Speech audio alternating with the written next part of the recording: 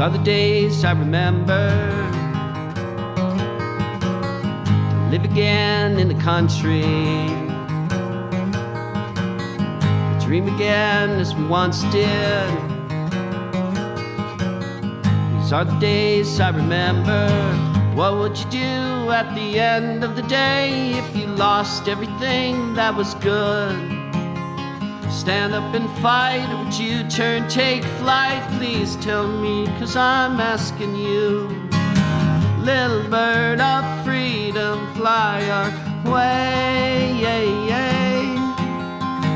Little bird of freedom, fly our way in the evening. What I've done for most of my life is write songs and play music, and for the most part, music and writing songs has been sort of my purpose. Our life is a river, our dreams to remember. Our life is a river, our dreams to remember. I grew up in Minnesota. I have relatives in Faribault, Otter Tail County, and I grew up in St. Louis Park. My dad was the only one that left the farm. And from there, I ended up at one point moving out with my grandmother to California, and that's where I got the idea about writing songs, because she read so many books and she talked. She had this kind of lilting talk, and she got in my head with her voice. And they had records. And I thought, I'm going to write songs. And she said, no, you're not. You're going to go to college. But I kept at it. I ended up coming back to Minnesota, and I came to this place here, First Avenue, and I saw some bands playing, and I got hooked. I was just attracted to Woody Guthrie and really old stuff, but at the same time, I was seeing all these punk bands, too. And I started playing with a rockabilly band called Stagger Lee. Then I played with the Jayhawks. And that was the beginning of how I was able to play music for my life, was working with the band, trying to get a sound that was our own. At the same time, my family was saying, what are you doing? You're not doing anything. Why aren't you in college? I had this feeling that there was something good was going to happen with that, because we kept slowly progressing. So I kept my fingers crossed, to win at any cost. The sound. People ask me why I left the Jayhawks, and I was in the band for over a decade, and I wasn't in the best physical shape because I'd been part of a rock and roll band in every sense. And I was pretty much beat up and run down, and at the same time, I just had gotten married for the first time. I've only been married once. I got back in shape, physically and mentally, and then after a year, we started playing together as the Creek Dippers, and we made 7 records. I give my heart to you, just 'cause you're sweet and true. Now I have a solo album. It's called Many Colored Kite. Will you go our way through this life?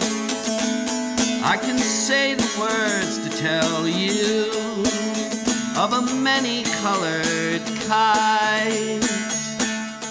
Many-colored kite. I went out in the park, and I'm banging away on the dulcimer, and there's a stranger out there who comes up to me and starts talking to me, wants to know about the dulcimer, who am I, what am I doing here? And he was from a different culture. And so the idea of that led to the idea of the title of the song, Many Colored Kite, of people from different cultures.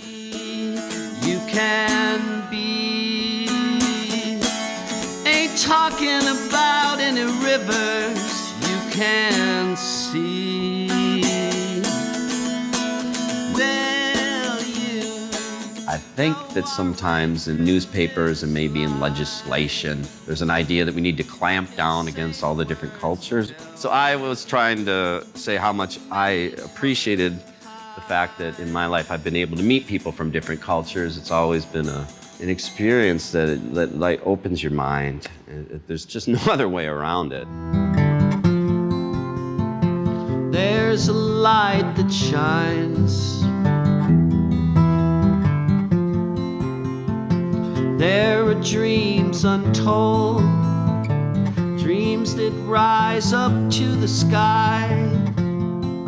When I started out, I went to school on country, folk, and rock in a way. And I was trying to find ways to play this type of music. And now that I've done those years of apprenticeship, so to speak, now when I pick up the guitar or the piano or the dulcimer and I start to sing and try to write a song, I just take a deep breath and then I just start playing. And all the experience of playing over these years and the different styles, and then I try to come up with a sound that's just coming out of me that works. A lot of the songs over the years are about people that I have known, and I try to tell it in a heroic kind of way where there's some spiritual dilemma in their life and how they react to it and how they, bust through the stuff. I kind of think of it in sort of a spiritual sense, like it's something that you do that is more than just ordinary life. That's how I think of music. No time to live without her.